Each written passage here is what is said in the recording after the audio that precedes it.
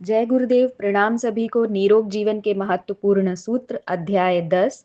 Last topic हमने पढ़ा था नशेबाजी का घातक दौर।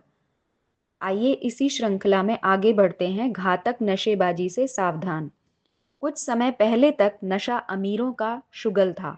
बड़े आदमी उसे अपनी मौज मस्ती के लिए पीते थे। राजस्थान के सामंत जागीरदारों में अफीम चलती थी और वनवासी स्तर के पिछड़े वर्ग ताड़ी, ठर्रा आदि पीकर अपने खाली समय को काटते थे। अंग्रेजों को दावत देने वाले रईस व्यापारी उसके साथ बढ़िया शराब भी भेंट करते थे। जमींदारों की चौपालों पर चिलम हुक्का गर्म रहता था। सर्वसाधारण में यह लत कम ही थी। भांग और गांजा पीने वाले लोग हजारों लाखों में से कोई एकाध निकलता था। साधु बाबा गांजा चरस पीकर अपना खाली समय मौज मस्ती में गुजारते थे और उनके पास सट्टा पूछने जाने वालों को आग्रह पूर्वक वह आदत लगाते थे ताकि जब वे आवें तब साथ में भेंट स्वरूप गांजा भांग भी लेते आवें। किंतु इन चारों दशकों में उनकी वृद्धि असाधारण रूप से हुई है।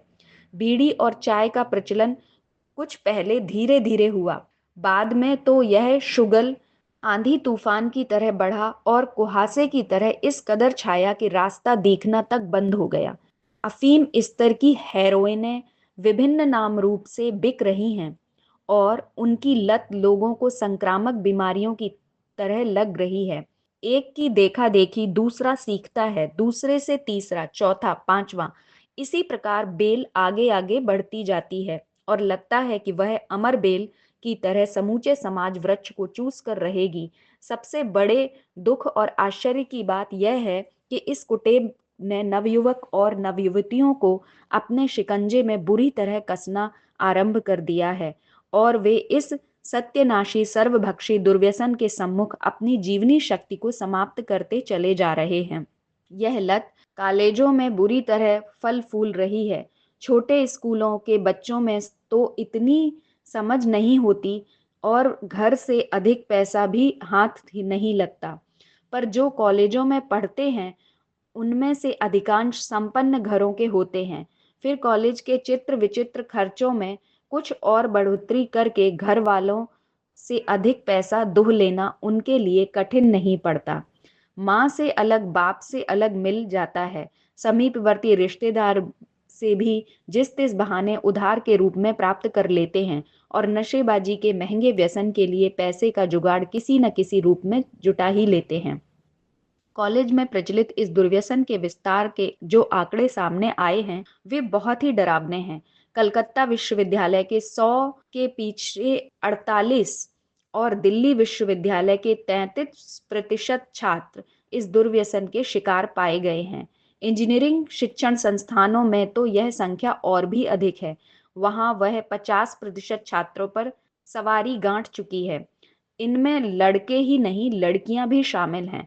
लगता है कॉलेज क्षेत्र में यह देशव्यापी दुर्व्यसन 1.5 करोड़ से अधिक युवकों को अपने जाल में कसने ही वाला है।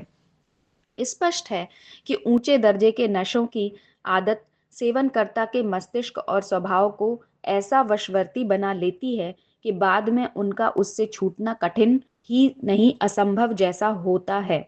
दिन दिन सामर्थ्य और कुशलता घटती जाती है, पौरुष और उत्साह को भारी आघात पहुंचता है। आदि मनुष्य एक प्रकार से निकम्मा और विक्षिप्त स्तर का बनकर रहता है।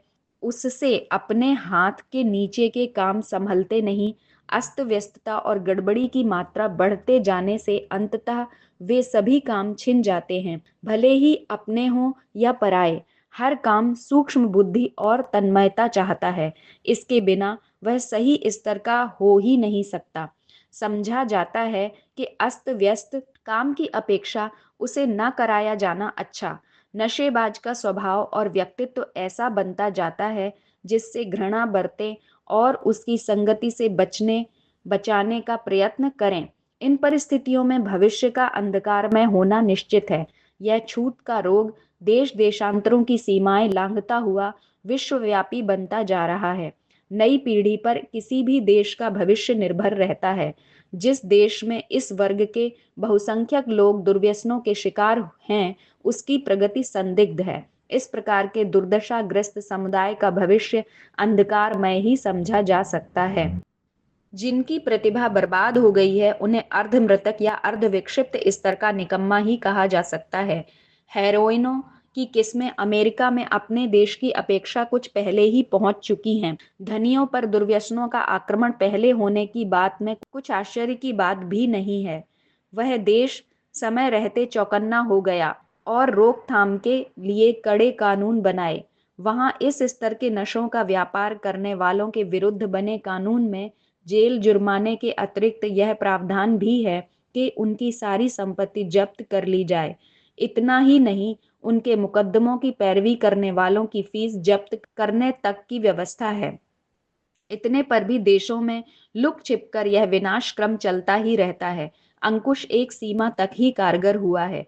अपने देश में इन वस्तुओं की तस्करी करने वालों की पकड़ धकड़ और लाखों के माल की जब्ती के समाचार मिलते रहते हैं।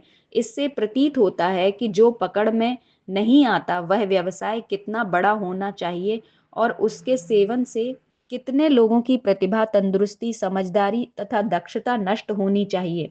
यह घाटा इतना बड़ा है जिसे दुर्भिक्षों एवं दुर्घटनाओं, दैवी प्रकोप के कारण होने वाले विनाश की तुलना में कम नहीं अधिक ही भयंकर समझा जा सकता है। अपनी ही युवा पीढ़ी को बर्बादी के गर्त में धकेलने वाले मौत और पागलपन के सौदागर अब अबोध बच्चों को भी अपने घेरे में लेने की कोशिश कर रहे हैं। बीड़ी, सिगरेट, पान, तंबाकू बेचने वाले तक इन वस्तुओं को अपने यहाँ रखने लगे हैं और ग्राहक का इशारा पाते ही तत्काल इन वस्तुओं को प्रस्तुत कर देते हैं। यहाँ तक कि चुस्की की बर्फ तक में मिश्रण मांगने वालों की जरूरत पूरी करता रहता है। यह बढ़ता हुआ दुर्व्यसन किस प्रकार रुके, इस संदर्भ में मूर्धन्य लोगों को रोकथाम के कारगर उपाय सोचने चाहिए।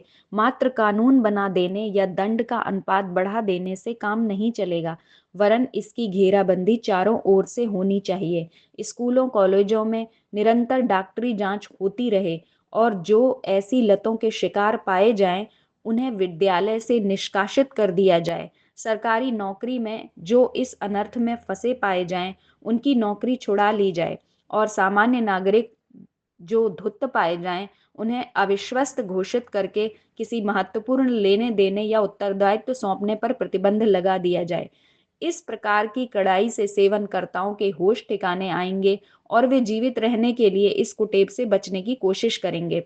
नशों की उपलब्धि सर्वसुलभ न रहने दी जाए। खुले बाजार में बिकने वाले मादक द्रव्यों के मूल्य बढ़ा दिए जाएं और लुक छुपकर कानून तोड़ने वालों के लिए संपत्ति जब्त जैसा प्रावधान हो।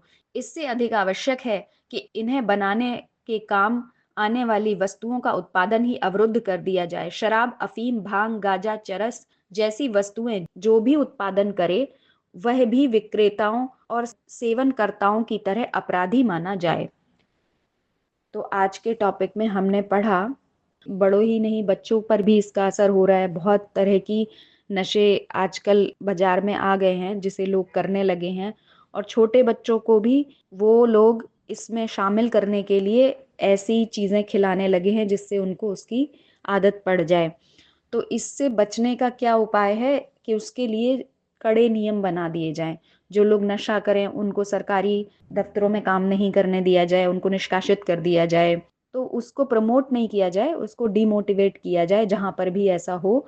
और दूसरा, वो जिन चीज़ों से बनते हैं, गांजा, अफीम, चरस, इन सब चीज़ों के उत्पादन पर भी रोक लगा दी जाए और जो लोग ऐसा करें उनके लिए भी कड़े दंड के कानून बने।